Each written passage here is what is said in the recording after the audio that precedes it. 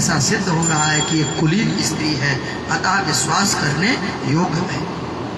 तब विचार करके सभी दैत्य बोले, देवी जी कुछ भी हो, अब तो हम ये अमृत का आपके हाथों से ही हम पिएंगे। भगवान बोले, भाई मेरी भी एक शर्त है। क्या? भाई बंटवारे के समय थोड़ा अधिक कम अधिक हो सकता है, तो बाद में हमसे मत झगड़ा कर बैठना। बोले, कैसी बात करते हो देवी, अरे तुम इतने ऊंचे खानदान की हो तो हम भी कोई गिरे खानदान के नहीं है। आप जैसा चाहो अपने हाथों से पिलाओ, जैसा मनो वैसा बंटवारा करो। हम आप वचन देते हैं कि हम आपसे झगड़ा नहीं करेंगे। और इतना बोल ही रहे थे कि तब तक देवता भी वहीं पर आ गए। भगवान बोले, काम करो, इस घड़े में मैं देख रही हूँ कि गाढ़ा गाढ़ा अमृत नीचे है, पानी पानी ऊपर का है, तो क्यों नहीं इन देवताओं को एक पंक्ति में बैठा दिया जाए, पहले इनको पानी पानी पिला दिया जाए, बाद में गाढ़ा गाढ़ा तुमको पिला दे। चूंकि मोहिनी भगवान के स्वरूप को देख करके सम्मोहित थे, भगवान जैसा मोहिनी भगवान जैसा बोलते वैसा ही मान लेते। बोले, जैसा देवी तुम्हें उचित लगे वैसा। अब तो महाराज भगवान मोहिनी भगवान ने कह दिया, देवताओं एक पंक्ति में बैठ जाओ, दैत्य लोग सब एक पंक्ति में बैठ जाओ। दोनों की पंक्ति अलग अलग कर दिया और बैठा दिया। अब भगवान ने अमृत देवताओं को भर भर करके महाराज खिला रहे हैं, दैत्यों की तरफ सिर्फ देख रहे हैं। अर्थात दैत्यों को रूप सुधा का पान करा रहे हैं और देवताओं को अमृत सुधा का पान करा रहे हैं। अब दैत्यों में एक सुरभानुर नाम का दैत्य बड़ा बुद्धिमान था, उसको शंका हो गई। तुरंत देवता का भेष बना करके सूर्य और चंद्रमा के बीच में आकर के बैठ गया। तो उसने भी पी लिया। जब पी लिया तो सूर्य और चंद्रमा दोनों लोगों ने इशारा कर दिया, प्रभु देवता नहीं ये नकली है। तुरंत भगवान ने सुदर्शन चक्र से उसके दो भाग कर दिए। अब चूंकि अमृत पान कर रखा था इसलिए मरा नहीं, दो भाग में हो गया। वही पहले हमारे साथ ही ग्रह थे, दो ग्रह एक्स्ट्रा हो, राहु और केतु।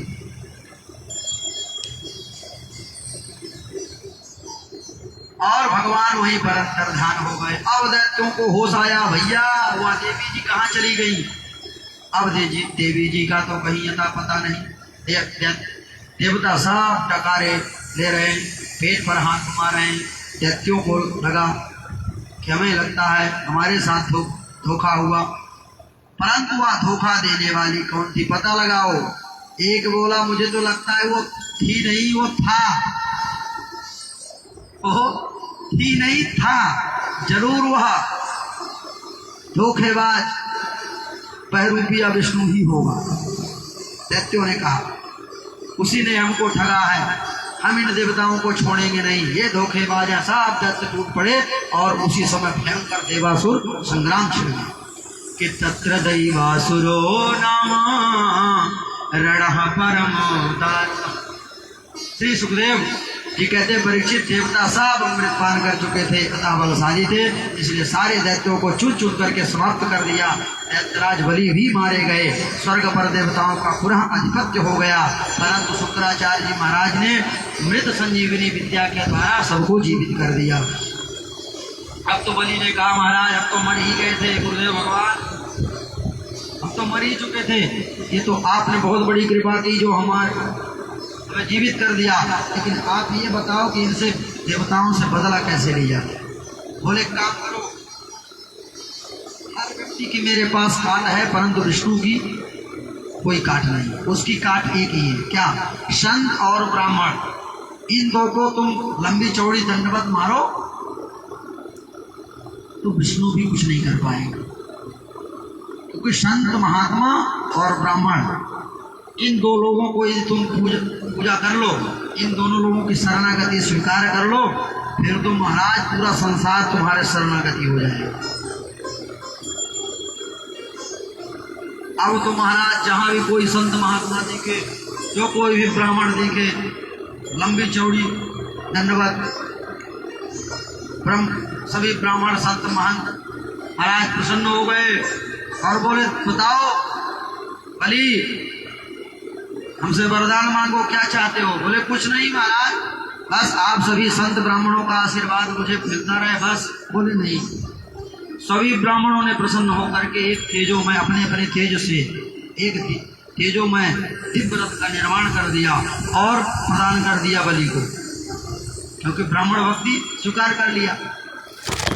तेजो में रथ दिव्य दे दिया। बोले बलि इस समय इस रथ में बैठ करके तुम कहीं भी आक्रमण कर दो, चाहे साक्षात इंद्र ही क्यों न तुम्हारे ऊपर आक्रमण कर दे, उसे भी पराजित होना ही पड़ेगा। अब तो महाराज तेजो में रथ बैठ करके बलि सीधे स्वर्ग पर आक्रमण कर दिया। अब इतना उस रथ में दिव्य तेज निकल रहा था कि देवता भी सब महाराज उस तेज से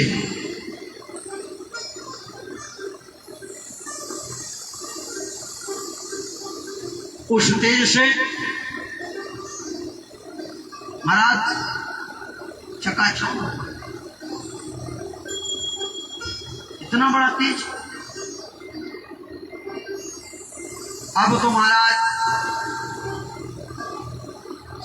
इंद्र देवता बृहस्पति से कहा गुरुदेव इतना तेज बलि में। बृहस्पति ने ध्यान लगा के कहा देवताओ इस समय बलि का सामना त्रिभुवन में कोई नहीं कर सकता, क्योंकि ब्राह्मणों का तप इसके साथ है, भलाई इसी में है कि भाग जाओ। तब तो सब देवता स्वर्ग छोड़ करके भाग गए और स्वर्ग पर पुनः बलि का आधिपत्य हो गया। शुक्राचार्य ने कहा देख बलि अब शीघ्रता से एक काम और करो। क्या? बोले अपना बहुमत सिद्ध कर, फिर तुम्हें इस गद्दी से कोई नहीं हटा सकता। इस इंद्र की गद्दी पर वही बैठता है जो 100 यज्ञ पूर्ण कर लेता है, उसे शतक्रतु कहते हैं, शतक्रतु बोलते हैं। तुम भी 100 यज्ञ पूर्ण करो। बलि ने नर्मदा नदी के तट पर एक के बाद एक यज्ञ प्रारंभ कर दिए। सब देव माता अदिति बेचारी दुखी, मेरे बच्चे दर दर भटक रहे हैं। कश्यप जी ने कहा अच्छा देखो कश्यप जी की ये दोनों पत्नियां हैं, तिथि और अदिति। अदिति से देवता और तिथि से दैत्य उत्पन्न हुए। कश्यप जी ने कहा देवी तुम्हें एक व्रत करना। क्या? फाल्गुन श्यामले पक्षे द्वादशाहं पयोव्रतः। जब व्रत फाल्गुन मास में शुक्ल पक्ष में किया जाता है, 12 दिन तक मात्र दुग्धाहार करके नारायण की उपासना की जाती है, और यदि पयोव्रत का ठीक से पालन किया तो तुम्हारा मनोरथ अवश्य सिद्ध होता है। तब तो अदिति मैया ने पयोव्रत का पालन प्रारंभ किया। पयोव्रत के प्रभाव से प्रभु प्रसन्न होकर के और माँ अदिति के गर्भ में पधारे।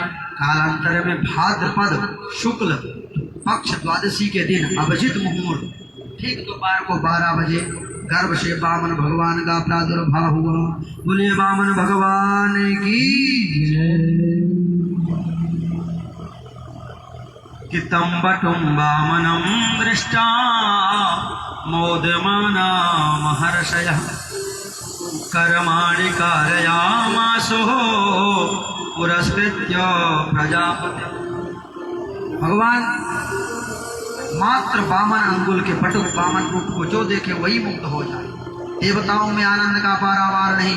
ब्राह्मण वेति प्रसन्न, ऋषि कुल में प्रभु का प्राकट हुआ। सुंदर इनका एक जो पवित्र संस्कार हुआ। स्वयं विधाता ब्रह्मा जी प्रकट होकर के कमंडलू वामन भगवान को भेंट किया। अदिति मैया ने अर्थात उनकी माँ ने उनको लंगोटी पहनाई, कश्यप जी ने मेखला पहनाई, सरस्वती मैया ने रुद्राक्ष की माला भेंट करी, भूदेवी ने चरण पादुका भेंट करी, आकाश ने छत्र भेंट किया, कुबेर ने भिक्षा का पात्र दिया और अन्नपूर्णा मैया भगवती मातृपुर संदिली ने भिक्षा प्रदान की। बृहस्पति ने गायत्री मंत्र फूंक कर यज्ञ को भी धारण करा दिया। भिक्षा में जो भी कुछ मिला वह वामन भगवान ने गुरुदेव बृहस्पति को दे। अब बृहस्पति मुस्कुराए, बोले वामन जी हमें तो भिक्षा में त्रैलोक की संपदा चाहिए। जानते थे किस लिए इनका जन्म हुआ? बोले हमको इतनी भिक्षा से काम नहीं चलेगा, हमको तो इस पूरे त्रैलोक्य की संपदा चाहिए। वामन भगवान बोले ये त्रिलोकी का वैभव मुझे दान कौन करेगा? गुरुजी बोले बलि के पास जाइए, इस समय तीनों लोगों का राजा वही है, नर्मदा तट पर यज्ञ कर रहा है। वामन भगवान चल पड़े, छोटे छोटे चरणों, छोटी छोटी पादुका चटपट करते चले जा रहे हैं, एक हाथ में कमंडलू और एक हाथ में छाता। जब बलि के यज्ञ स्थल में पहुंचे तो यज्ञ करते बलि ने दूर से ही नन्हे से 52 अंगुल के पौने से भगवान को आते देखा। देख करके बलि तो स्तब्ध रह गया, ऐसा लगा मानो साक्षात भगवान सूर्य ही बाल रूप में प्रकट हो रहे हैं। प्रभावित हुए, रह नहीं सका, तुरंत खड़ा हो गया और अपने यज्ञ में समस्त ऋत्विज ब्राह्मणों को साथ में लेकर स्वागत में आगे बढ़ गया। भगवान को प्रणाम करने लगा कि स्वागतम ते नमस्तुभ्यं ब्रह्मन् किं करवामि ब्रह्मर्षीणां तपः साक्षात् मन्ये त्वाय वपुर्धरम्। स्वागत है महाराज, आपका स्वागत है, आपको मैं प्रणाम करता हूँ। आपको देख करके लगता है जैसे ब्रह्मर्षियों का मूर्त मंत्र तेज ही मेरे सामने खड़ा। और आपके आने से अद्य नः पितरस्तृप्ता अद्य नः पावितम कुलम, आज आपके आने से मेरा कुल पवित्र हो गया, मेरे पितृ सब तर गए। क्यों? क्योंकि यद भगवान आगतो ध्यान, जो आप स्वयं चल करके मेरे घर पर आए। कहिए मैं आपकी क्या सेवा कर सकता हूँ? जो आपको चाहिए वो आप बोले। स्वर्ण आभूषण चाहिए वो बताइए, भूमि चाहिए वो बताइए, गाय चाहिए बताइए, और यदि आप विवाह करना चाहते हो तो मैं आपका ब्राह्मण कन्या से ही आपका विवाह भी करा दूंगा। और उसी प्रकार जिस प्रकार आप वामन अंगुल के हैं उसी प्रकार से कोई छोटी कन्या विप्र कन्या के साथ आपका विवाह करा।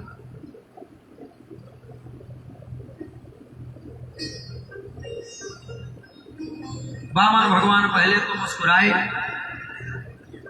और बलि महाराज की प्रशंसा के पुल बांधी। वाह महाराज, क्या आपके बारे में जैसा मैं सुना था आपको तो उससे भी ज्यादा देख रहा हूँ, खूब बड़ाई की महाराज, खूब बड़ाई किए। बलि ने कहा महाराज अब हमारे कुल का खूब आपने बखान किया, अब मुझसे रहा नहीं जा रहा है, आप कुछ मांगे तो सही, आप आदेश दीजिए, मेरे लिए क्या आज्ञा है? भगवान बोले राजन, यदि तुम्हारे जैसा कोई उदार दानी नहीं तो मेरे जैसा कोई संतोषी ब्राह्मण नहीं।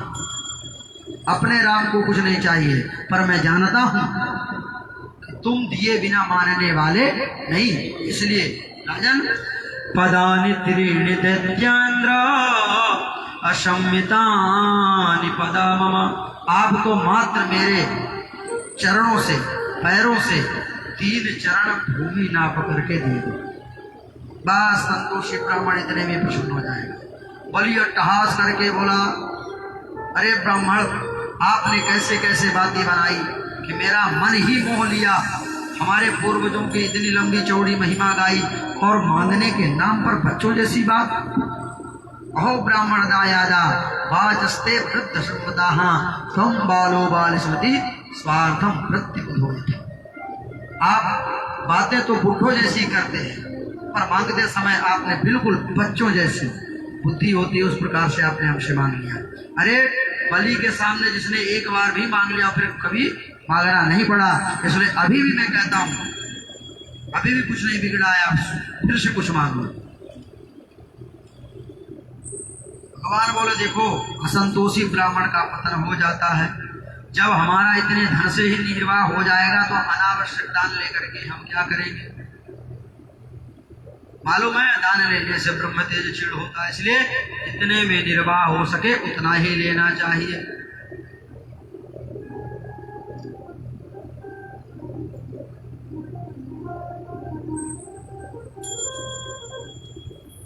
आप तो बलि भी बोला आप जैसा संतोषी तो सचमुच आज तक मेरी दृष्टि में आया ही नहीं। ठीक है महाराज, नाप लो। आपको वचन देता हूँ, आपको जो उत्तम स्थान दिखाई पड़े वहां के भूमि आप नाप लो, ले। भगवान बोले ऐसे कैसे ले लेंगे भाई, ऐसे कैसे नाप लें? पहले आप दान का संकल्प तो कीजिए। बलि हंसने लगे। फिर क्या संकल्प? 3 पग पृथ्वी के लिए संकल्प? लोग मेरा उपहास करेंगे। भगवान बोले देखो भाई, नियम तो नियम है, होता है, संकल्प तो करना पड़ेगा। शुक्राचार्य जी बड़ी देर से टुकुर निहार रहे थे कि ये बड़ी देर से आया है, ये बातें बना रहा है।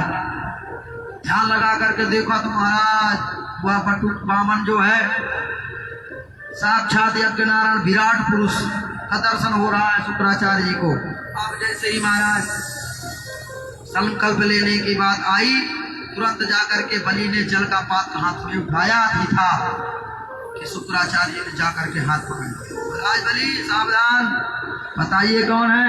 कौन? बोले ये बामन है। शुक्राचार्य जी ने कहा ना ये बामन है ना 53 है, पूरा 56 है।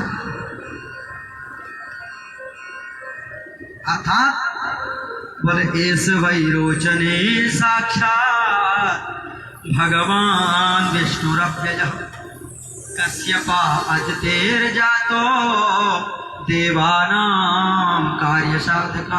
हे विरोचन नंदन बलि, ये कोई और नहीं, देवताओं का कार्य सिद्ध करने वाला बौना बनकर के विष्णु ही तुम्हारे सामने खड़ा है।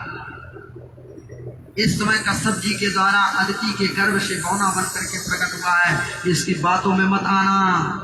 ये चाहेगा तो एक ही पैर से पूरे ब्रह्मांड को नाप सकता है तुम्हारे पास देने के लिए, बचेगा नहीं कुछ। और आप मना कर दो कि मैंने कुछ नहीं दूंगा, मैं कुछ नहीं दूंगा। हाथ जोड़ करके बलि ने कहा क्या हाथ में जल लेना ही संकल्प है? अरे मेरी वाणी से जब मैंने कह दिया कि दान दिया तो दिया। अब मैं वचन देने के बाद एक ब्राह्मण को कैसे मना कर दूं? और आप कहते हो कि साक्षात विष्णु है। अरे अगर ये साक्षात ब्राह्मण है कोई, तो 3 पग पृथ्वी दान में लेगा और चलता बनेगा। और यदि यह साक्षात विष्णु है तो मुझ बलि का गौरव प्राप्त होगा कि मेरा हाथ ऊपर को होगा और विष्णु जो इस पूरे ब्रह्मांड का नायक है उसका हाथ नीचे होगा। अरे भाई, देने वाले का हाथ ऊपर होता है और लेने वाले का हाथ नीचे। तो कहता है मुझ बलि का गौरव है कि आज जो जगत नियंता जगदाधार जगदीश्वर है वो भी मेरे सामने हाथ पसारेगा और मैं उसको दान दूंगा। और यदि ब्राह्मण है तो 3 पग पृथ्वी लेगा, चलता बने।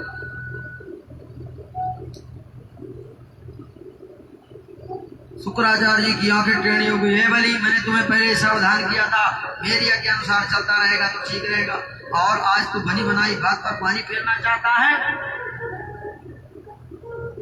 बलि बोले गुरुदेव मैं झूठ कैसे बोलूं?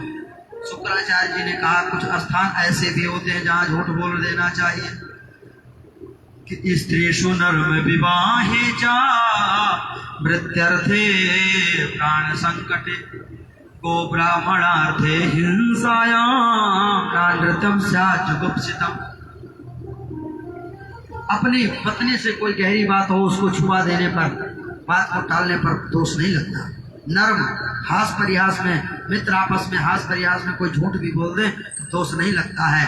विवाहे चा, यदि किसी कन्या का विवाह हमारे झूठ बोल देने पर अच्छे घर में हो रहा हो, वहां भी झूठ बोल देने से कोई दोष नहीं लगता। प्रत्यर्थे, यदि किसी को हमने कह दिया कि आपको इतना हमने दान दिया और बाद में ऐसी स्थिति आ गई यदि इसको हमने दान दे दिया तो मैं रोड में आ जाऊंगा, वहां पर भी झूठ बोल देना चाहिए कि मैंने आपको नहीं बोला था। और प्राण संकटे, यदि प्राण संकट में हो किसी के और हमारे झूठ बोल देने पर यदि उसके प्राण बच रहे हो, वहां पर झूठ बोल देने पर कोई दोष नहीं लगता। गो ब्राह्मणार्थे हिंसायाम, गौ और ब्राह्मणों की हिंसा यदि कहीं हो रही हो और झूठ बोल देने पर यदि उपज जाए, वहां पर भी झूठ बोल देने पर कोई दोष नहीं लगता, कोई पाप नहीं लगता। इस प्रकार से बहुत कूटनीति का प्रयोग किया शुक्राचार्य जी ने, परंतु हाथ जोड़ करके बलि ने 2 टूक जवाब दे दिया। ना सत्यात प्रभु धर्म इति होवाच भूरियम। ये भूदेवी कहती हैं मुझे इन पर्वत श्रृंखलाओं का उतना बोझा नहीं लगता जितना एक झूठे व्यक्ति का बोझ लगता है। तो मैं झूठ बोल करके इस पृथ्वी का भार नहीं बन करके जीना चाहता। शुक्राचार्य जी की आंखें लाल हो गई। हे मूर्ख, अपने को बहुत पंडित समझने लगा है, अपने गुरुदेव से कितनी देर से खड़ा खड़ा बहस कर रहा है। दृढ़ पंडित माना क्या जाब मेरा साहब है, अजरात भ्रष्ट से सिया या दूसरी से ही। साथ दे करके गुरुदेव वहां से निकल लिए। इधर वामन भगवान ने कहा भैया आपस में झगड़ा मत करो, नहीं देना है तो कोई बात नहीं, मैं तो जा रहा हूँ। अली ने कहा नहीं महाराज आप संकल्प करो। अब महाराज के मंडल से जैसे जल निकालने लगे बलि अपने, तो शुक्राचार्य जी कहते हैं कि उस कमंडलू के छिद्र में कि जब जल ही नहीं निकलेगा तो संकल्प कहां से होगा। अब कुछ देर तक बेचारे खटखटाते रहे, निकला नहीं। वामन भगवान समझ गए, बोले बलि हमारे पास था। कमंडलों को मंगाया और आसन की नीचे जो खुशा होती ना खुश, उसको उसी छिद्र में जो महाराज प्रवेश किया सो शुक्राचार्य जी की एक गोविंदाय नमो नमः और बाहर निकला। इसके बाद इधर संकल्प हुआ और संकल्प लेते ही भगवान विराट स्वरूप बोले बलि अब मेरा नाम ना दे। तो साथ एक पैर ऊपर उठाया, भू भुवा स्वा महाजना तपा सत्य लो। ब्रह्मा जी का भी ब्रह्मांड कटा का भी छेदन हो गया और जो चिन्मयी धारा थी वह भगवान के अंगूठे से धारा नीचे निकलने लगी। तो सत्यलोक में ब्रह्मा जी ने उसी धारा को अपने कमंडलों में रख लिया। वही समय आने पर विष्णुपदी गंगा जी बनी और नीचे के अतल वितल सुतल तलातल महातल रसातल पाताल एक दूसरा पैर नीचे। और उस समय जामवंत जी युवावस्था में थे तो शंख बजाते हुए महाराज 7 प्रदक्षिणा किए थे भगवान नारायण का, विराट भगवान का।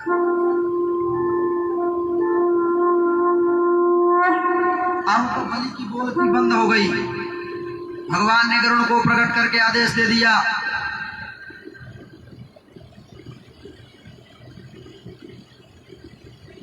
जल्दी से इसे बदली बना लो। गरुड़ ने गरुड़ पास में बलि को बांध दिया। भगवान बोले बलि अब या तो वचन पूरा करो अथवा नरक में गिरने की तैयारी करो। क्यों? क्योंकि 2 पग में सब कुछ नाप लिया। बोला तीसरा कहाँ है? 3 पग पृथ्वी का संकल्प हुआ था, अभी तो 2 ही पग तो नापे, तीसरा कहाँ है? तो बलि के समर्थक जो दैत्य थे भगवान को मारने के लिए दौड़ पड़े। किते सर्वे वामनुम हंतुम सूलपट्टि सुपाणयः। पर बलि ने सबको रोक दिया, सावधान, इष्ट में हमारा विपरीत काल है। गुरुदेव साफ दे करके चले गए हैं और यदि तुमने इस प्रकार की युद्ध की कोई चेष्टा करी सब मारे जाओगे। ऐसा सुनते ही सब शांत हो गए। भगवान फिर डांटने लगे, जल्दी बोलो क्या निर्णय लिया? 3 पग पृथ्वी की बात हुई थी। तब बलि ने कहा महाराज एक बात कहूं? भगवान बोले कहो, क्या कहना चाहते हो? बलि बोले प्रभु ये बताओ कि धन बड़ा होता है कि धनवान? बोले धनवान बड़ा होता है। तो बोले प्रभु अभी तक आपने मेरा धन ही धन तो नापा है, अभी ये धनवान तो बाहर खड़ा है। तो बोले पदम तृतीयम पुरुषिष्ट में निजम।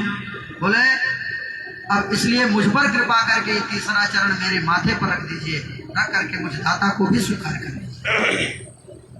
वामन भगवान प्रसन्न हो गए और अपना दिव्य पादार बिंद बलि के मस्तिष्क पर रख दिया और बोले बलि तुम धन्य हो, मैंने तुम्हारा सर्वस्व छीन लिया, तुम्हें बांध भी दिया, तुम्हें डांट भी दिया, इसके बाद भी तुमने अपना धैर्य और धर्म को नहीं छोड़ा।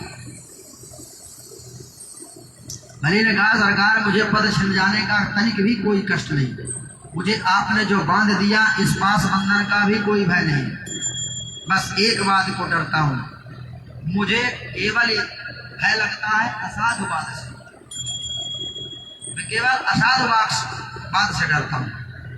इतने में उनकी पत्नी विंध्यावली भी आई, उन्होंने भी चरण पखाड़ा भगवान नारायण का। बोले ये आपके ही धन को अपना धन समझ बैठे थे। आपने ठीक किया जो इनका धन ले लिया। ब्रह्मा जी भी प्रकट हो गए, प्रहलाद जी भी प्रकट हो गए।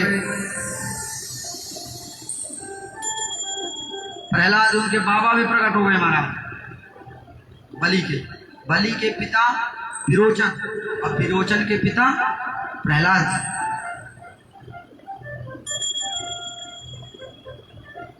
तो भगवान ने कहा कि बताओ क्या चाहते हो।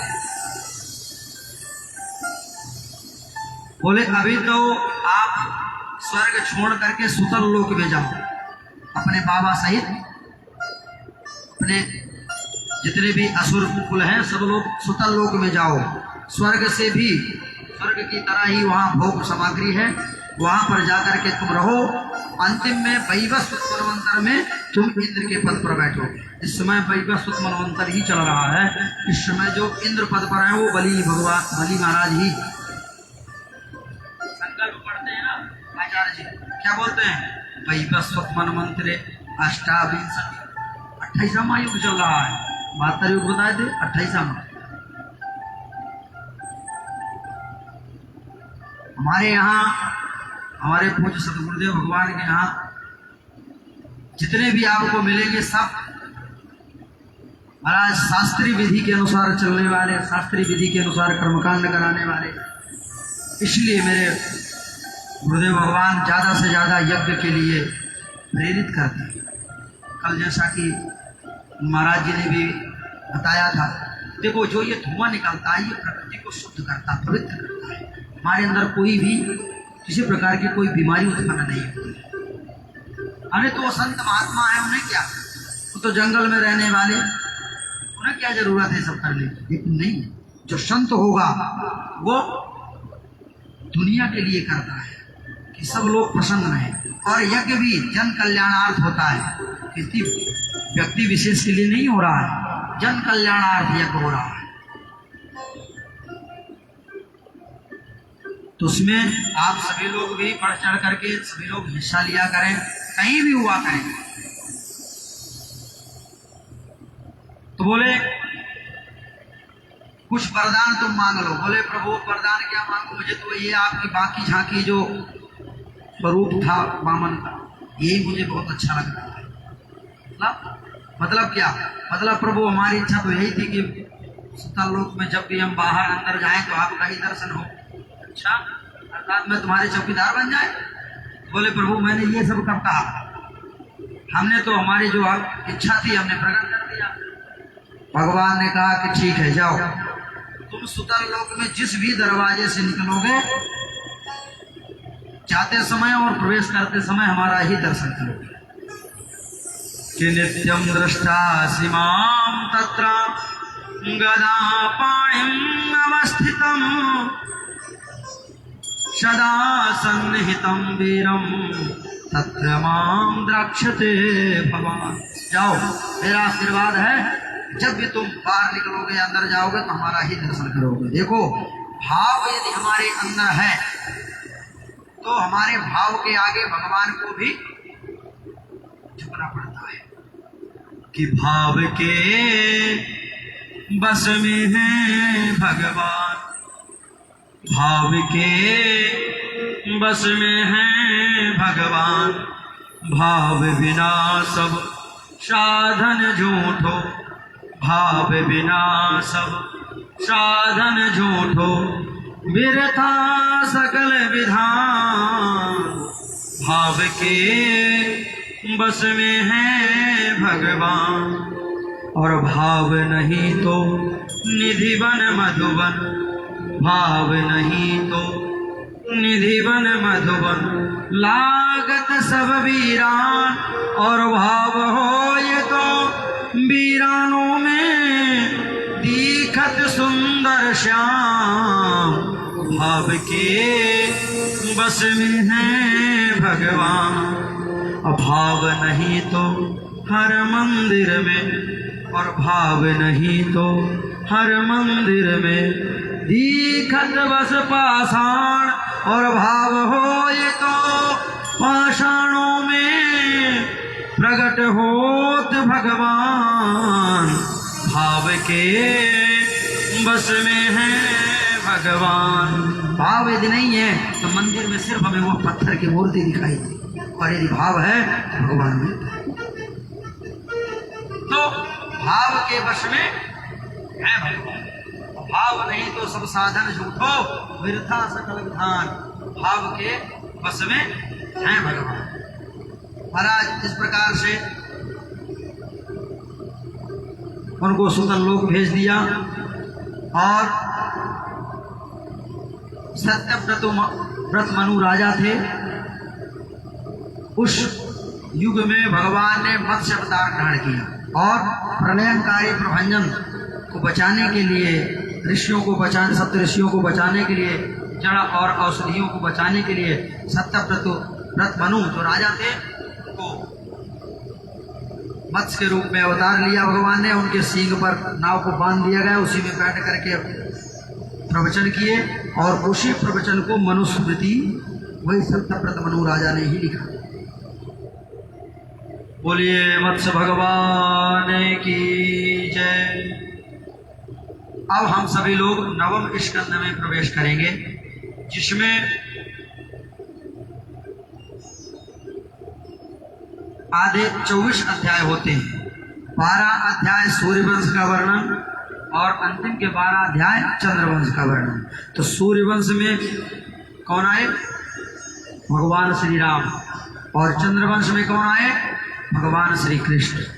तो सर्वप्रथम सूर्यवंश का वर्णन करते हैं। अब आजकल नए नए धर्म भी प्रकट हो गए हैं।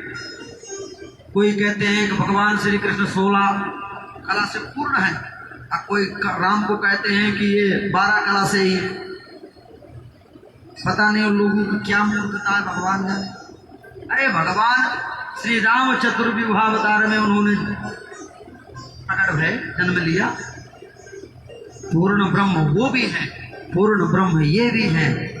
अंतर सिर्फ ये है कि वो मर्यादित थे, मर्यादा उनके अंदर थी। इसलिए जब भी उनसे कोई पूछता था तो यही कहते थे, मैं चक्रवर्ती राजा महाराज दशरथ का और संतों ब्राह्मणों के चरणों का दास मैं राम। अब भगवान श्री कृष्ण गीता उठा लीजिए, भागवत जी उठा लीजिए, कई जगह तुम मेरी शरण में आ जाओ, मैं तुम्हें मुक्ति दे दूंगा। तुम मेरी शरण में आ जाओ, मैं तुम्हें मुक्ति दे दूंगा, मैं भगवान। तो भगवान श्री कृष्ण ने कभी छुपाया नहीं, और भगवान श्री राम ने कभी बताया नहीं। अंतर इतना ही कि राम कृष्ण दो एक हैं, अंतर नहीं निमेष। उनके नयन गंभीर हैं, इनके चपल विशेष। वो मर्यादित हैं, इसलिए पूर्ण ब्रह्म है। आओ आज कोई कहता है कि कृष्ण राज्य चाहिए, सब यही कहते हैं, चाहे संत हो, चाहे महंत हो, चाहे कोई भी हो, राम राज्य की कल्पना सब कोई करता है। राम राज्य की कल्पना क्यों? राम ऐसा मर्यादित। और भगवान श्री कृष्ण ने वैसे भी, भगवान श्री राम ने जो किया है वो मर्यादित मनुष्य की लीला है, उसको हम अपने जीवन में कर सकते हैं, परंतु भगवान श्री कृष्ण ने जो किया है वो नहीं कर सकते। इसलिए कहते हैं भगवान श्री राम ने जो किया है वो हम कर सकते हैं। रामचरित मानस हमें जीना सिखाती है, और भगवान श्री कृष्ण का चरित्र हमें मरना सिखाती है। तो भगवान राम ने जो किया है वो हम कर सकते हैं, परंतु भगवान श्री कृष्ण ने जो किया है वो हम नहीं कर सकते। भगवान श्री कृष्ण ने जो कहा है वह हम कर सकते हैं। उनके कहे हुए को कर सकते हैं, किए हुए को नहीं कर सकते। 7 दिन का बालक पूतना का वध कर रहा है, 7 वर्ष का बालक गोवर्धन पर्वत को उठा रहे। तो हम आप 50 किलो की बोरी महाराज 4 घंटा नहीं उठा करके खड़े हो सकते हैं। और 7 दिन 7 रात्रि पर्यंत कनिष्ठिका अंगुली में भगवान श्री कृष्ण उठा करके रहे आए। आगे कथा आएगी, कल ही आएगी कथा। तो अब आइए हम आप लोगों को पहले सूर्य वंश का वर्णन करें, जिसमें भगवान श्री राम आए। देखो भगवान श्री राम का चरित्र श्रीमद् भागवत में सिर्फ 1.5 अध्याय में, सिर्फ 1.5 अध्याय में, और भगवान श्री कृष्ण का चरित्र 115 अध्यायों में। कृष्ण का चरित्र 115 अध्यायों में और राम का चरित्र सिर्फ 1.5 अध्याय में। इसलिए संक्षिप्त राम चरित्र श्रवण करते हुए आगे को भगे चलेंगे। देखो नारायण के पुत्र हुए ब्रह्मा, ब्रह्मा के पुत्र मरीचि, मरीचि के कश्यप, कश्यप के सूर्य, सूर्य के पुत्र वैवस्वत, इन्हें मनु भी कहते हैं। और इन्हीं के वंश में आगे चल करके नभग हुए, नभग के पुत्र नाभाग हुए, नाभाग के अम्बरीश हुए, अम्बरीश के युवनाश हुए, युवनाश के मानधाता हुए, मानधाता की 50 कन्याएं सौभरी ऋषि को ब्याही गई। इनके आगे वंश में त्रिशंकु, महाराज त्रिशंकु हुए। त्रिशंकु के आगे चल करके वंश में महाराज हरिश्चंद्र हुए, जो आप सभी लोग नाम जानते ही होंगे, सत्यवादी राजा हरिश्चंद्र। हरिश्चंद्र के पुत्र रोहित हुए, रोहित के वंश में आगे चल करके बाहुक हुए, बाहुक के सगर हुए। और सगर की 2 पत्नियां थी, एक पत्नी के असमंजस और दूसरे का मांसपिंड। मांसपिंड के ही 60,000 टुकड़े हो गए, इसलिए वो 60,000 सगर पुत्र उत्तंड थे, जो भगवान कपिल मुनि के क्रोधाग्नि से जल करके भस्म हो गए। तो यही सगर महाराज तपस्या किए, माँ गंगा को नहीं ला सके। इनके पुत्र आयुष्मान ने तप किया, गंगा को नहीं ला सके। और इनके पुत्र दिलीप ने तप किया, परंतु वो भी गंगा माँ को ना ला सके, क्योंकि अपने सगर के जो 60,000 पुत्र थे उनको तारना था। बिना गंगा जी के जो विष्णुपति, तो उसके बिना उतरते नहीं। तो दिलीप के पुत्र भगीरथ हुए। भगीरथ ने तपस्या करी, माँ भगवती गंगा प्रसन्न हुई, जो आप शाम को भव्य एवं दिव्य महाआरती का दर्शन करते हैं। माँ गंगा की ही आरती आप लोग स्मरण करते हैं। तो माँ गंगा भगवान भोलेनाथ के शिव जटाओं में होकर के इस धरातल पर आई, और उन्हीं सगर के जो 60,000 पुत्र थे उनके भस्मी पर, चिता पर पड़ी, सब मुक्त हो गए। इन्हीं के भगीरथ के नाम से ही उनको भागीरथी भी कहते हैं। और शंकर जी के जटा से निकली, इसलिए उनको जटा शंकरी भी कहते हैं। कई नाम हैं कि गंगा गंगे थियो ब्रोया योजनानां सतैरपि मुच्यते सर्व पापेभ्यो विष्णुलोकं स गच्छति। गंगा गंगा गंगा, यदि आप योजना नाम सतैरपि 100 योजन दूर से भी गंगा गंगा गंगा का नाम ले लो तो मुच्यते सर्व पापेभ्यो, सभी पापों का प्रशमन हो जाता है। और विष्णु लोकम स गच्छति, भगवान विष्णु के लोक में हमारी गति में। गंगा गंगा नाम भी लेने, गंगा का इतना महत्व प्रभाव। इन्हीं भगीरथ के पुत्र श्रुत हुए, श्रुत के सुदास हुए। सुदास का एक नाम कलमाश्वात भी था। और इन्हीं के वंश में आगे चल करके खटवांग हुए, खटवांग के दीर्घबाहु हुए, दीर्घबाहु के रघु हुए, और रघु के पुत्र पृथुश्रवा, पृथुश्रवा के पुत्र अज, और अज के ही पुत्र हुए महाराज दशरथ। कि खटवांग दीर्घबाहुश्च रघुस्तस्मात् पृथुश्रवा अजस्ततो महाराजस् तस्मात् दशरथो भवत्। अज के पुत्र दशरथ, 10 दिशाओं में अबाध गति से जिनका रथ चलता हो उनके दशरथ कहते हैं। अवध, जहाँ किसी भी निरपराध का कभी वध ना होता हो उसे अवध कहते हैं। जहाँ एक छोटे से छोटे जीव का भी बात राजा के यहाँ सुनी जाती हो उसे अवध कहते हैं। उस अवध के महाराज दशरथ थे। और आगे हमारे सबके प्राणधन प्रिय भगवान श्री राम, थे जो कई वर्षों से यह अयोध्या की भूमि विवादित थी, परंतु भगवत कृपा से, भगवान श्री राम की कृपा से आज भगवान श्री राम का अयोध्या में भव्य एवं दिव्य मंदिर का निर्माण हो रहा है। बोले राजा रामचंद्र भगवान की जय हो। और ऐसा दिव्य निर्माण हो रहा है कि पूरे विश्व में महाराज अलौकिक मंदिर माना जाए। हम सब लोग उसके साथ ही हैं, उस समय हम हैं। नहीं तो ये कहते 498 वर्ष का ये विवाद चल रहा है।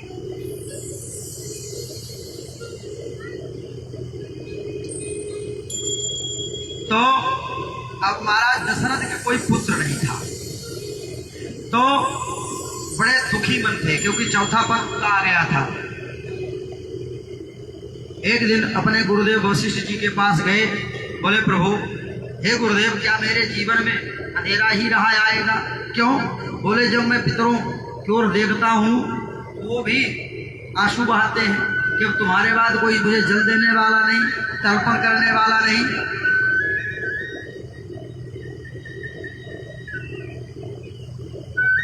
कि एक बार भूपति मन माही, एक बार भूपति मन माही, भैया गलानी मोर सोत नाही, भैया गलानी मोर सुत नाही, धरहु धीर हुई है सुत चारी,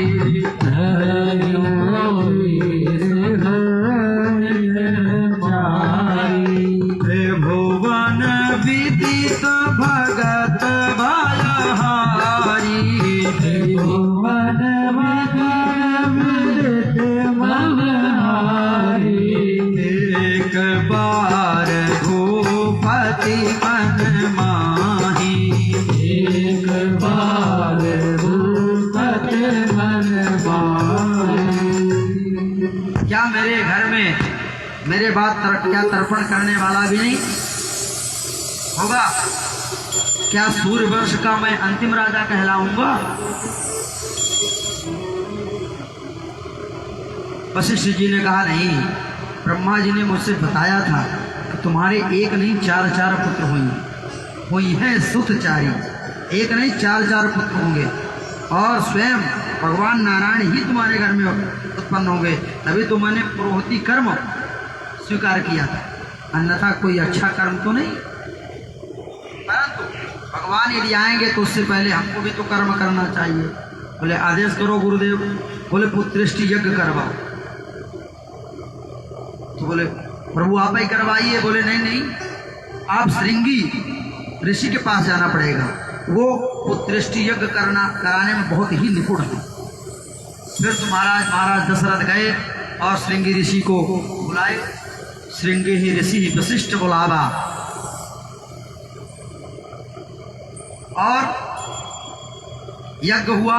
यज्ञ में अंतिम आहुति के बाद अग्नि देव भगवान चरु लेकर के प्रकट हुए और चरु लेकर के वशिष्ठ जी को दे दिए और बोले कि ये रानियों को खिला दें, उससे पुत्र हो जाए। अंतर्ध्यान हो गए अग्निदेव भगवान। वशिष्ठ जी ने उस चरु को अभिमंत्रित करके और महाराज दशरथ के हाथों में दे दिया कि अपने रानियों को बांट दो। तो आधा आधा भाग करके एक भाग 3 भाग करने के बाद एक भाग माता कौशल्या को दिए, एक भाग माता कैकेयी को दिए और एक भाग कहते हैं कि माता सुमित्रा को भी दिए। परंतु जो सुमित्रा माता को वह भाग मिला था तो वह किसी कार्य में लगने के कारण उस कटोरी को वहां पर रख दिया और वह एक चील पक्षिणी थी, वो अपने चोंच में फंसा करके अनंताकाश छोड़ करके चली गई और जा करके केसराचल पर्वत में एक वृक्ष के ऊपर बैठ गई और उसी के नीचे अंजना माता भगवान भोलेनाथ को भजन कर रही थी। और उसी समय उस चील पक्षिणी को कुछ बोलने को हुआ, वह जो दांत में फंसा रखी थी कटोरी वो गिर करके माता अंजना के हाथों में आ गया। उसे शिव प्रसाद समझ करके अंजना माता ने पा लिया। उसी से हनुमान जी महाराज का प्राकट्य हुआ। बोल हनुमान जी महाराज की जय हो। और अब तो माता सुमित्रा माता कैकेयी से और माता कौशल्या से बोलने लगी कि हमारा तो चरु चील पक्षिणी ले गई, अब तो हमारे पुत्र नहीं होगा। माता कौशल्या ने कहा कि नहीं अभी हमने चरु नहीं खाई, तो अपने चरु का आधा भाग सुमित्रा जी को दे दिया। और कैकेयी ने भी कहा कि अभी मैंने भी नहीं पाया है। तो एक बार कौशल्या ने दिया, माता कौशल्या ने दिया, एक बार पा गई, दोबारा माता कौशल्या ने दिया तो चरु दोबारा भी पा गई। अब उन्होंने उन लोगों के सामने कह दिया था कि मुझे तो पुत्र नहीं होना चाहिए था, परंतु ये आप दोनों लोगों ने हमारे ऊपर कृपा करी है, तो चूंकि मैं 2 बार चरु खाई हूँ, यदि मेरे 2 पुत्र हुए तो एक पुत्र मैं आपके पुत्र की सेवा में भेज दूंगी और एक पुत्र मैं आपके पुत्र की सेवा में भेज दूंगी। तो लक्ष्मण और शत्रुघ्न का जन्म हुआ। तो लक्ष्मण जी किसके साथ रहते थे? राम के साथ, और शत्रुघ्न जी भरत जी के पास। अब महाराज धीरे धीरे चैत्र कृष्ण पक्ष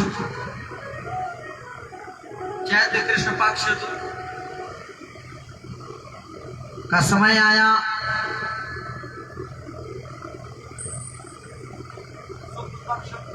नवमी चैत्र शुक्ल पक्ष नवमी दिन आया। दिन मंगलवार परमात्मा श्री राघवेंद्र परमात्मा श्रीमन नारायण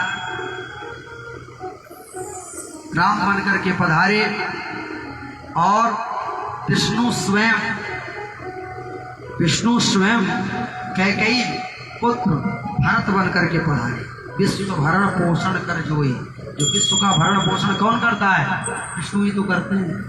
और शेष के अवतार साक्षात लक्ष्मण जी प्रकट हुए और ब्रह्मा जी का अवतार ही शत्रुघ्न जी प्रकट हुए। इस प्रकार से चतुर्विवाह अवतार भगवान का हुआ।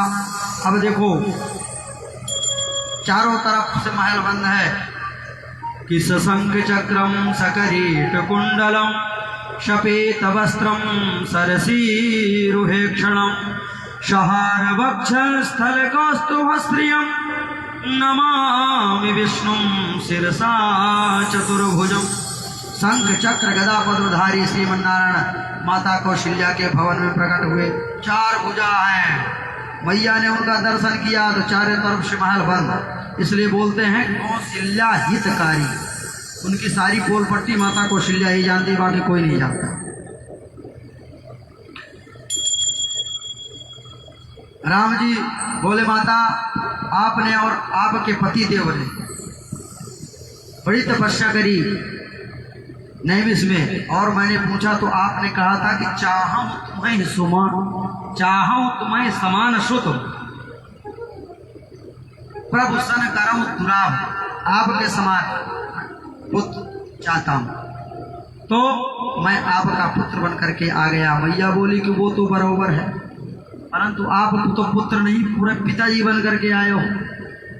क्यों? आप तो पिताजी बन करके आए हो। बोले अरे 4 भुजाधारी कोई बेटा पैदा होता है? पहले ये 2 हाथ तो हटाओ।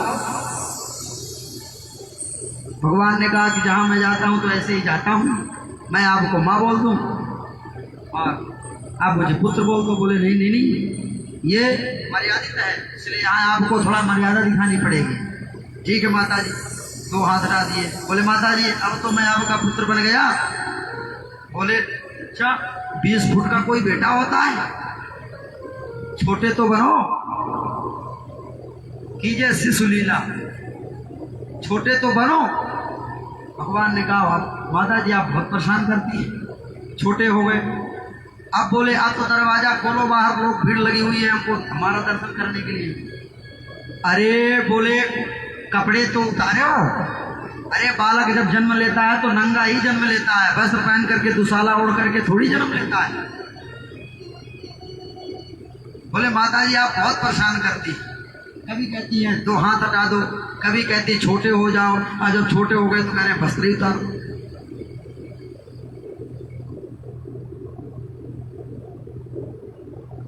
कि माता पुनि बोली सोमति डोली, तजहू तात यह रूपा, की जय शिशु लीला अति प्रिय शीला, यह सुख परम अनूपा। सो राम जी नंगे से निर्वस्त्र बालक शिशु बन गए। अब मैया ने पलना पे सुला मतलब लटा दिया। अब राम जी वहां से इशारा कर रहे हैं, माँ दरवाजा खोलो, बहुत भीड़ लगी है हमको दर्शन करने के लिए, जल्दी से खोलो। बोले अरे खोलो तो सही, रो तो सही। बोले तुम तो बड़े बूढ़े बाबा की तरह टुकुर टुकुर देख रहे हो। अरे बालक जब जन्म लेता है तो रोता है, तुम तो बूढ़े बाबा की तरह देख रहे हो टुकुर टुकुर, रो तब मैं दरवाजा खोलूं। तो सुनी बचन सुजाना रोदन ठाना, कोई बालक सुर भूपा। शो प्रभु ने रोना प्रारंभ कर दिया। अब आज आकाश में सूर्य के खुशी का ठिकाना नहीं रहा। हंसने सब महाराज बधाइयां गबने लगी। आइए भगवान श्री राम के जन्म में हम लोग भी एक बधाई गा करके और फिर कृष्ण कथा में प्रवेश करेंगे। मैंने आपको बहुत कुछ विस्तार से बता दिया, परंतु 1.5 अध्याय में ही श्री राम कथा है। समय का अभाव के कारण ऐसा करना पड़ रहा है। कौन कौन बधाई में सम्मिलित होगा? बस आप लोग नहीं, माता जी लोग नहीं करेंगे। नहीं अरे जन्म हमारे साथी का नाम बदल। अरे जन्म लियो है रघुरैया, बध में बाजे बधैया। जन्म लियो रघुरैया, बध में बाजे बधैया। जन्म लियो है रघुरैया, बध में बाजे बधैया।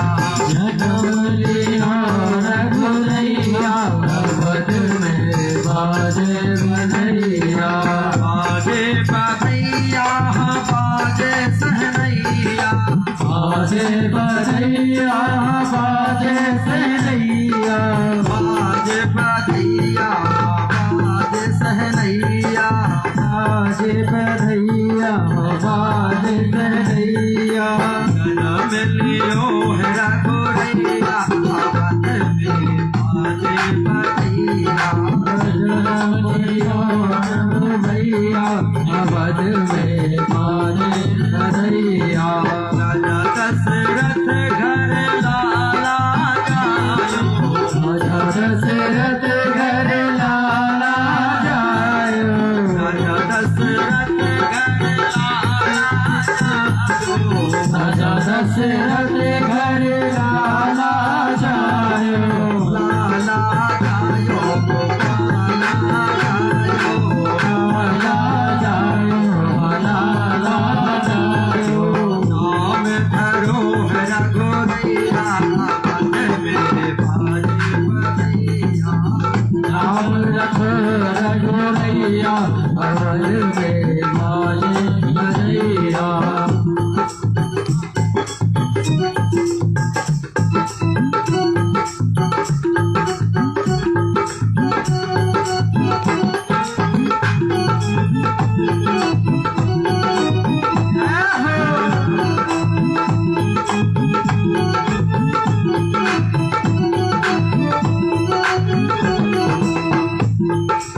राम लला की होत निछावर, राम लला की होत निछावर। राम लला की होत निछावर।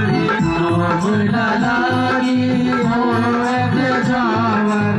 होत निछावर होत निछावर। होत निछावर होत निछावर। राम लला की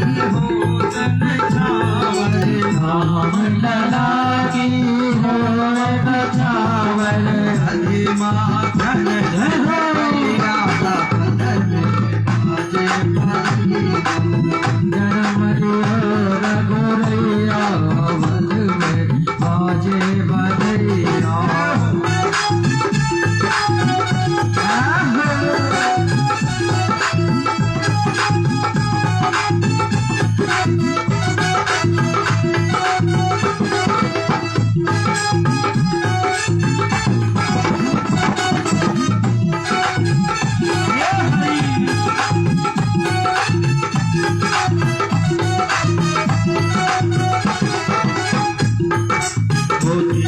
आशीष देत सब गुरुजन आशीष देत सब गुरुजन आशीष देत सब गुरुजन आशीष देत सब गुरुजन सब गुरुजन सब गुरुजन सब गुरुजन सब गुरुजन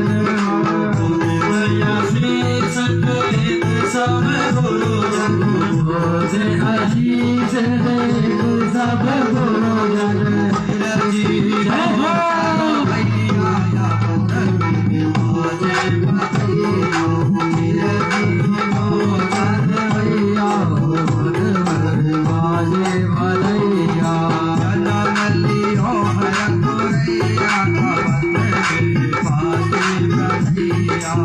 जन्म लियो रघुरैया वन में बाजे बधैया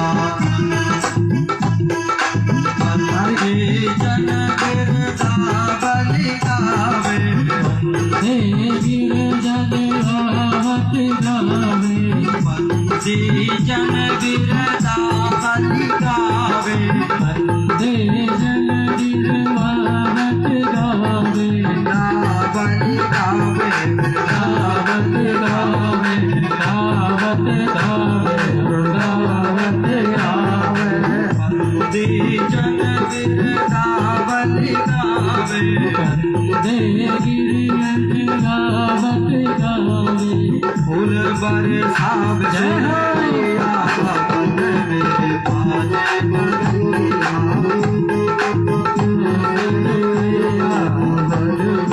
बाजे बधैया श्री राम लाला पद के दुलारे जय जय श्री राम लाला पद के दुलारे जय श्री राम लाला पद के दुलारे जय जय श्री राम लाला पद के दुलारे पद के दुलारे कौशल्या के प्यारे पद के दुलारे कौशल्या के प्यारे के दुलारे कौशल्या के प्यारे के दुलारे कौशल्या के प्यारे जय श्री राम लाला जगत के प्यारे जय जय श्री राम लाला जगत के प्यारे चिरगी जय हो भैया बाजे बधैया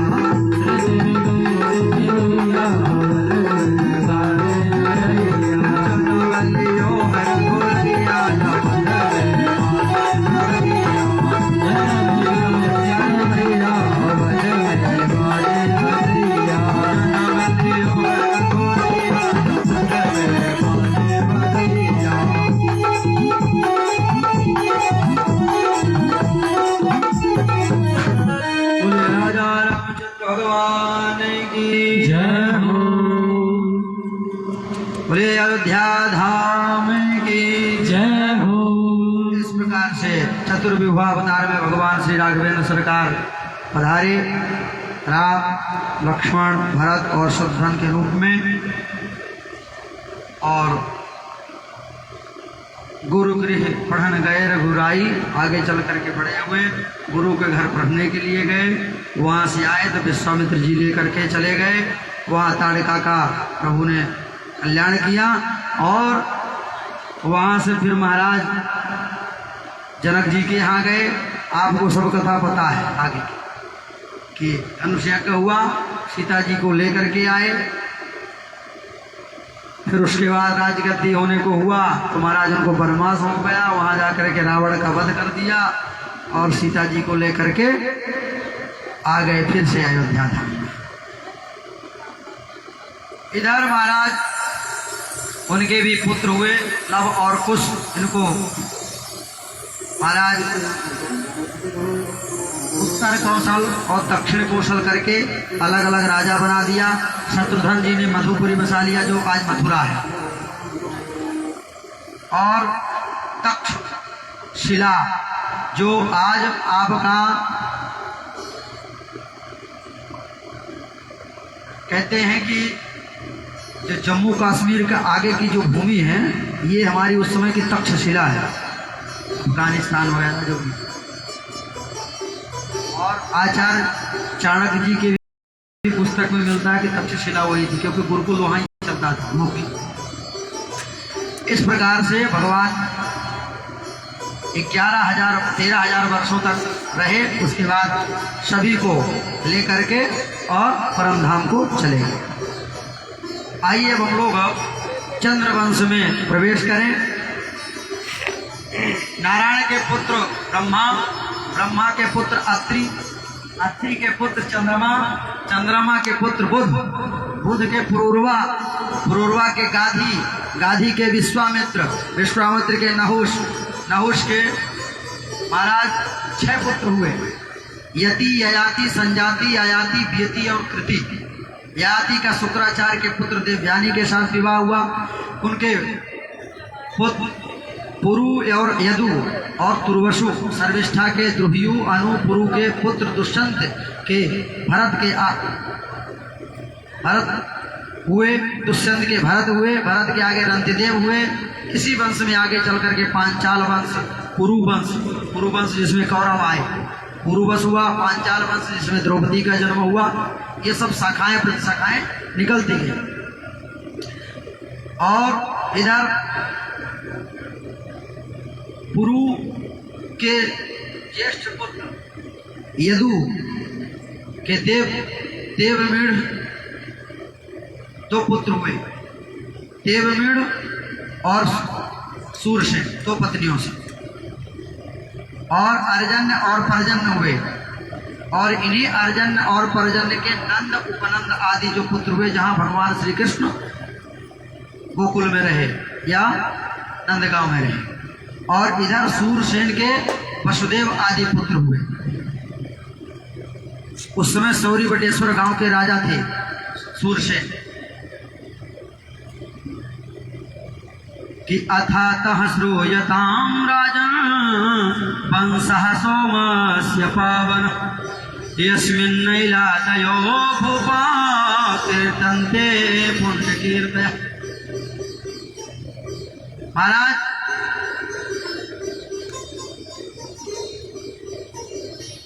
इसके बाद वहां के जो मधुपुरी थी वहां के राजा थे उग्रसेन और उनके भाई थे छोटे भाई देवक। उग्रसेन की जो पत्नी थी उस समय गर्भवती थी और वह महाराज पहुंच गई जंगल में घूमने निकल गई और वहां पर एक द्रुमल नाम का राक्षस था, उसका उस गर्भ में छाया पड़ गई जिससे कंस का प्रकट हुआ। सभी ब्राह्मणों ने कहा कि महानास्तिक होगा, भगवान को मानने वाला नहीं होगा, संत भगवान को मानने वाला नहीं होगा। तो उग्रसेन ने पत्ते में बांध करके उसको यमुना जी में बहा दिया।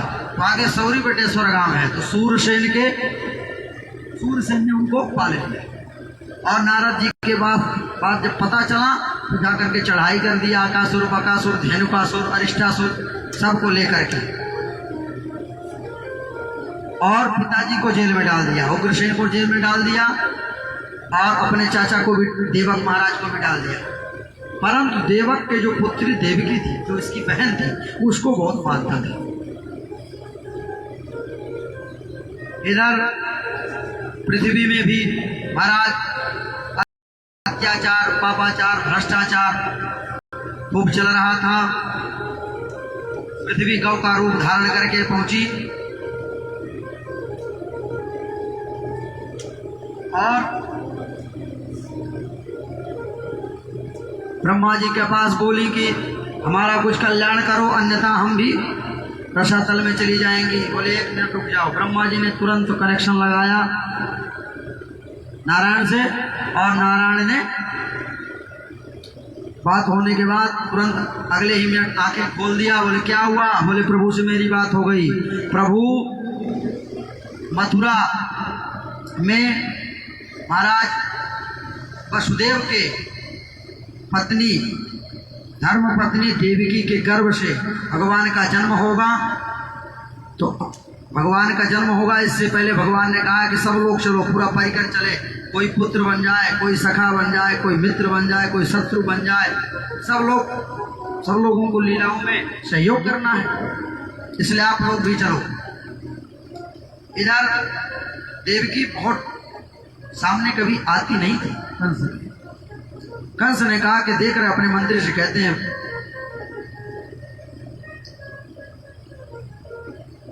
अक्रूर जी से, देखना ये हमको सोचती है कि हमारा भैया बहुत खराब है, लेकिन मैं अपने देवकी का विवाह देखो कैसे करूंगा। कि सूरसेन ने कंस को पाला था, इस कारण से कंस सूरसेन के पुत्र वसुदेव से उनकी मित्रता भी थी, और वसुदेव की 7 पत्नियां थी महाराज, 8 पत्नियां, कोई पुत्र ना हो सका, इस कारण से विवाह इत्यादि करते गए। अंतिम पत्नी जो 8वीं पत्नी थी वो देवकी थी, उनकी जो 7वें नंबर की थी वो रोहिणी थी, जो इस समय गोकुल में नंद बाबा के यहाँ रह रही है, क्योंकि पूरा अधिकार कंस का हो जाता है, इस कारण से वो वहां चली जाती है नंद बाबा के यहाँ। अब तो महाराज बड़ा सुंदर विवाह संपन्न कराया कंस ने अपनी बहन देवकी का, और स्वयं जनमानस के सामने अपनी प्रतिभा दिखाने के लिए स्वयं कहा कि आज मैं रथ हाथ लेकर के और जाऊंगा विदा करके अपने बहन और बहनोइयों को। स्वयं रथ हाँकने लगा और वसुदेव और देवकी को रथ में बैठा लिया। परंतु कहते हैं कि माताओं का स्वभाव और देवताओं का स्वभाव एक तरह होता है। जैसे माताएं अपने मन में कोई भी अगर कोई गहरी बात बता दो तो छुपा नहीं पाती है, कहीं न कहीं उसको बता देगी। उसी प्रकार से देवता भी महाराज कोई बात पचा नहीं पाते। अरे कुछ देर तक चुप रह जाते तो क्या बिगड़ जाता है देवताओं का। परंतु आकाशवाणी कर दिया कि पति प्रग्रहिणम कंसम आभास्याः शरीरवाक् अस्यास्त्वमष्टमो गर्भो हन्तायां बहसे बुधा। देवता कहते हैं आकाशवाणी हो गई, अरे कंस, जिस बहन देवी को तो विदा करने जा रहा है, इसका अष्टम गर्भ तेरा काल होगा।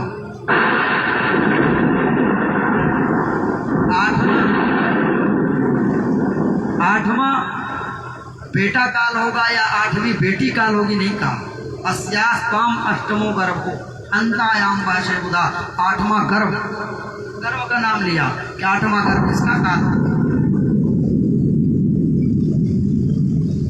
अब तो महाराज जिस समय थोड़ी समय पहले बहन और बहनोई मान करके बड़ी प्रसन्नता से विदा करके ले जा रहा था, तुरंत महाराज म्यान से तलवार निकाला कंस ने और माता देवकी के बालों को पकड़ करके घसीट लिया।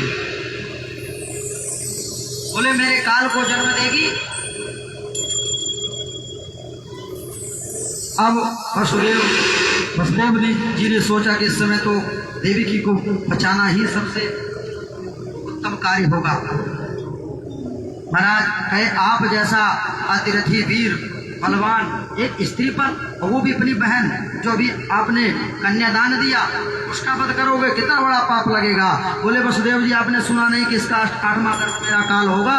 बोले अरे राजन, काल से कब तक बचोगे, काल से कब तक बचोगे। कि मृत्युर्जन्म बताम मेरा तेहेन सहजायता अद्यवाप्य शतान्तेर्वा मृत्युर्वै प्राणिनां ध्रुवः। बोले 100 वर्ष, 50 वर्ष बाद, 1000 वर्ष बाद मरना तो सबको है, कब तक मरने से बचोगे। जन्म लिया है तो मरेगा। फिर भी नहीं माना। बोले अच्छा तुमको देवकी से कोई दिक्कत नहीं है? बोले नहीं, देवकी के गर्भ से तुमको आपत्ति है तो हम लोगों को जेल में डाल दो, जो भी पुत्र होगा, बालक होगा या गर्भ होगा वो मैं आपको सौंप दूंगी। ला करके महाराज जेल में डाल दिया। पहला पुत्र हुआ कीर्तिमंतम प्रथमजम कंसयानक दुंदुभि। कीर्तिमंत नाम का पहला पुत्र हुआ। उसको लेकर के वसुदेव जी गए कंस के पास। कंस ने लौटा दिया। कंस ने एक बार लौटा दिया। गर्ग संहिता के अनुसार ऐसा प्रश्न आता है कि नारद जी प्रकट हो गए।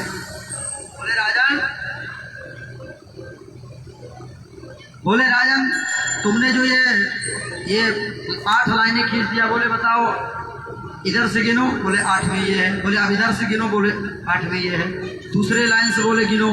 इसी प्रकार से पहली को भी 8वीं दिखा दिया, दूसरी को भी 8वीं दिखा दिया, तीसरी को भी 8वीं, मतलब इसी प्रकार 8 लाइनों को 8 गिनवा दिया। कंस ने कहा महाराज आप आए अच्छी बात हुई। बोले अब समझे कि देवताओं की गिनती भी उल्टी चलती है, कहीं से भी गिनना प्रारंभ कर सकते हैं। मतलब पहला भी 8वां हो सकता है, दूसरा भी 8वां हो सकता है। तुरंत वसुदेव जी को बुलवाया और प्रथम पुत्र को मार दिया। द्वितीय पुत्र, त्रिपुत्र, चतुर्थ, पंचम, षष्ठम। अब जैसे ही सप्तम आया महाराज, जैसे ही सप्तम आया भगवान ने योग माया को बुलाया, माँ त्रिपुर सुंदरी को याद किया, माँ भगवती दुर्गा जगदम्बिनी को याद किया।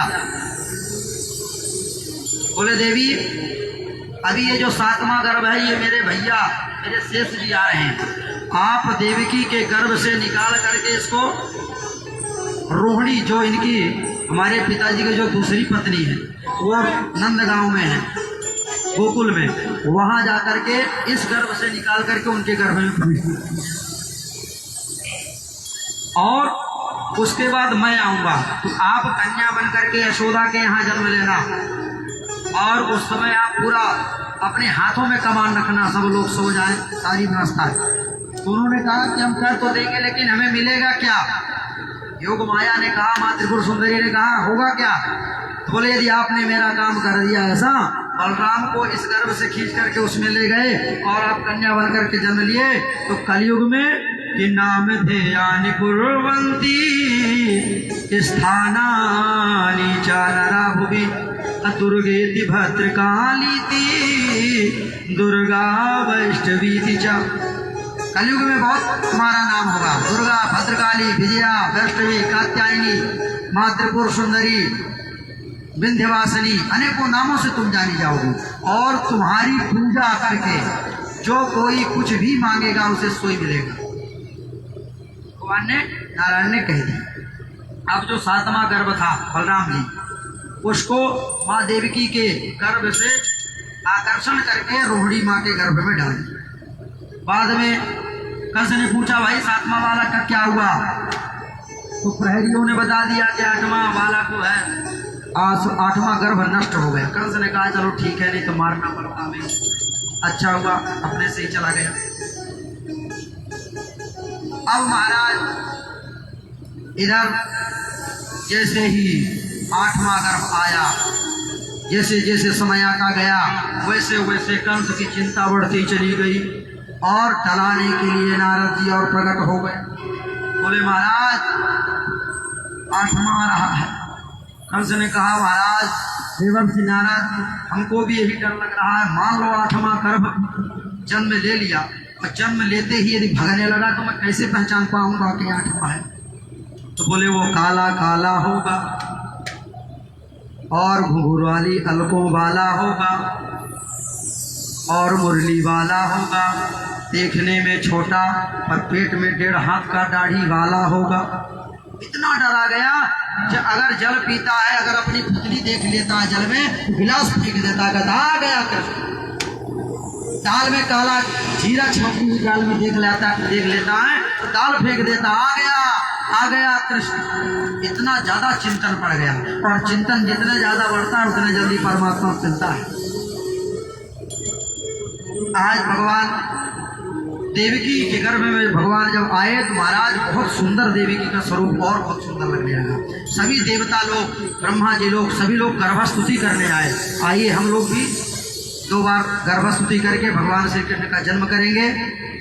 अरे स्वागतम कृष्णा शरणागतम कृष्णा, स्वागतम कृष्णा शरणागतम कृष्णा, स्वागतम शरणागतम, स्वागतम कृष्णा, स्वागतम शरणागतम, शरणागतम कृष्णा, स्वागतम कृष्णा, स्वागतम कृष्णा, स्वागतम कृष्णा, शरणागतम कृष्णा, सत्यव्रतं सत्यपरं त्रिसत्यं सत्यत्रयोनिं निहितं च सत्ये, सत्यस्य सत्यामृतसत्यनेत्रं सत्यात्मकं त्वां शरणं प्रपद्यं, स्वागतं कृष्ण शरणागतं कृष्ण, स्वागतं कृष्ण शरणागतं कृष्ण, स्वागतं कृष्ण शरणागतं कृष्ण, स्वागतं कृष्ण शरणागतं कृष्ण, स्वागतं कृष्ण शरणागतं कृष्ण।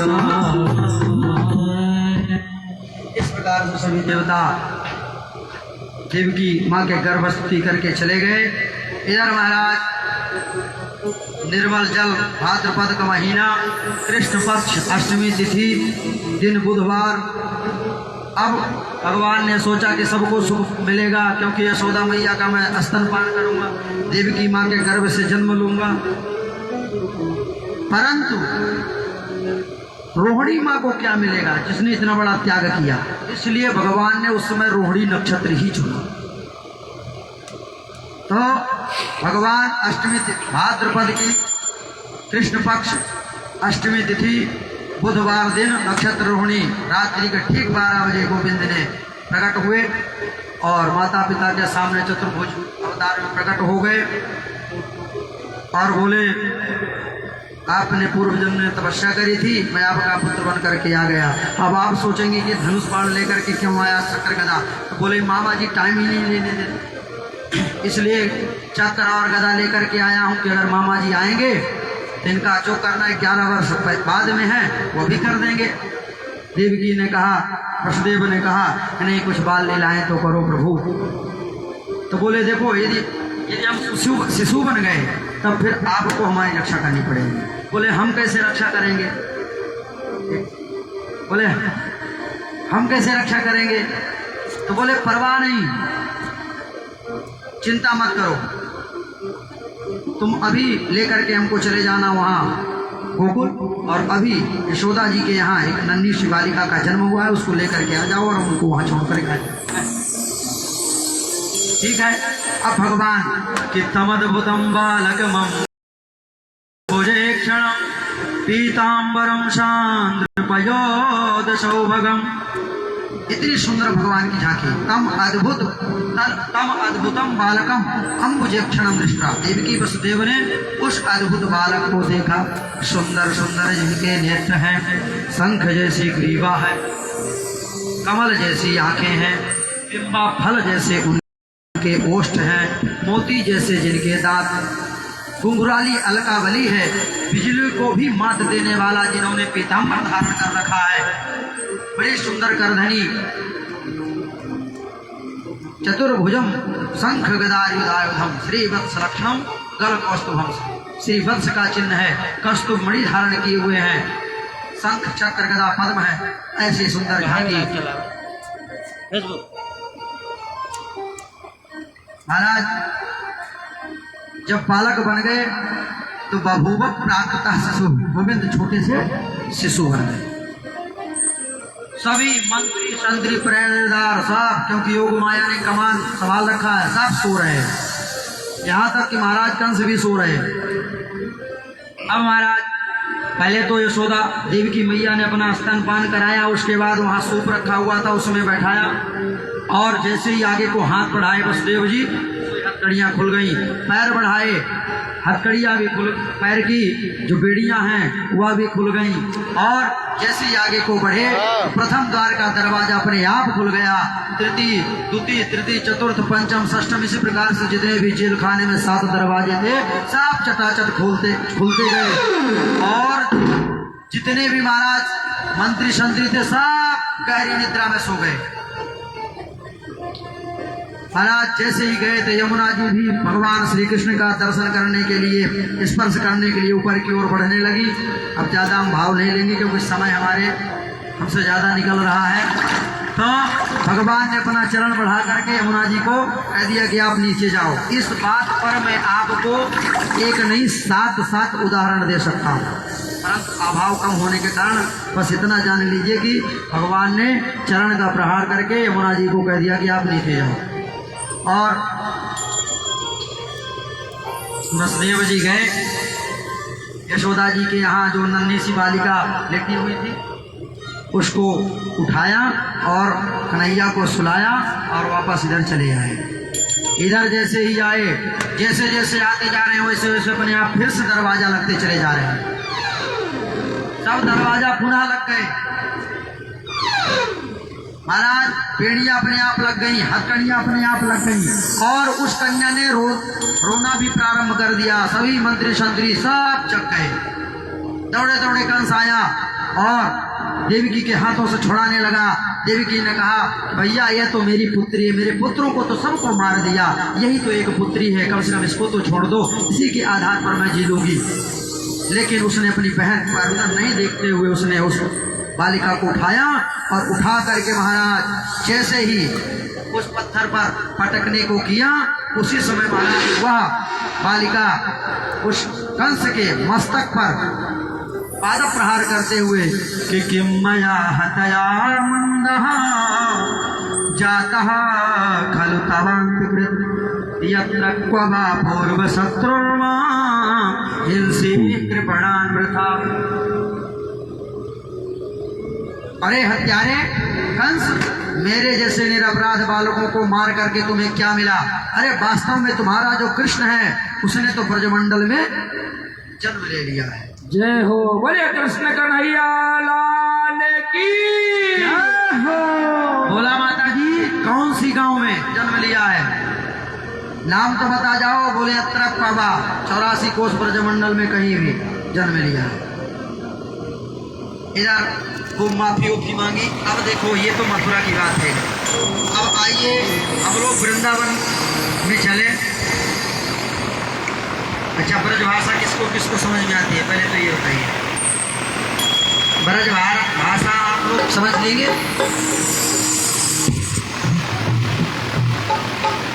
तो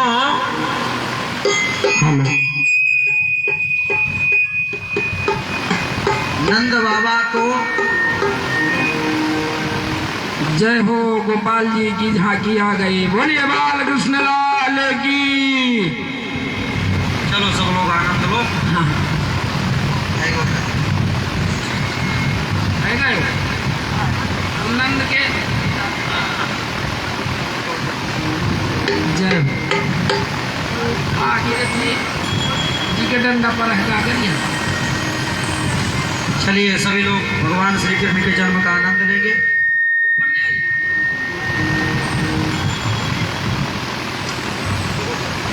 महाराज आज पूरा ब्रजमंडल भगवान श्री कृष्ण की खुशी में पूरा ब्रजमंडल मिठाई बन गया कि आज बर्फी सी ब्रजनार बनी और गुजिया से गीतो और गूंजो से ग्वाला कि पेड़ा से प्यारे बने बलदेव जी। खीर सिरोहिणी रूप रसाला कि नंद महीप बने नमकीन। गोकुल के गोप सब गरम मसाला कि जायो यशोदा जी जलेबी सी रानी ने आज बड़ी सी रात में लडुआ सुलाला कि जायो यशोदा जी जलेबी सी रानी ने आज बड़ी सी रात में लडुआ सुलाला। इस प्रकार से महाराज पूरा ब्रजमंडल मिठाई में और एक दूसरे पर महाराज खूब एक दूसरे पर माखन लुटा रहे। उसी भीड़ में एक 95 वर्ष की बूढ़ी मैया पहुंच गई और बाहर से अब देखो हिंदी में बोलेंगे क्या हुआ है, जैसे आप लोगों के हरियाणा की भाषा में बोलेंगे के होया, ये बोलेंगे ना के होया, और क्या हुआ है हिंदी में। अब ब्रज भाषा में बोलेंगे कहा भयो है। तो जैसे उस भैया ने बोली चोरे छोराओ कहा, जैसे मुंह खोला एक ब्रजवासी ने 500 ग्राम का बढ़िया मक्खन का लोंदा बना करके और मैया के मुंह पे एक दांत रहा, तो ऐसो निशाना सारे को मारो महाराज मुंह पे है क्या सीधे पेट पे चलो। पहले तो बा मैया ने पहले तो अपना मुंह पूछो, बाद में पूछी धीरे से चोरे लाओ कहा भयो, अब पतोना चली कहा भयो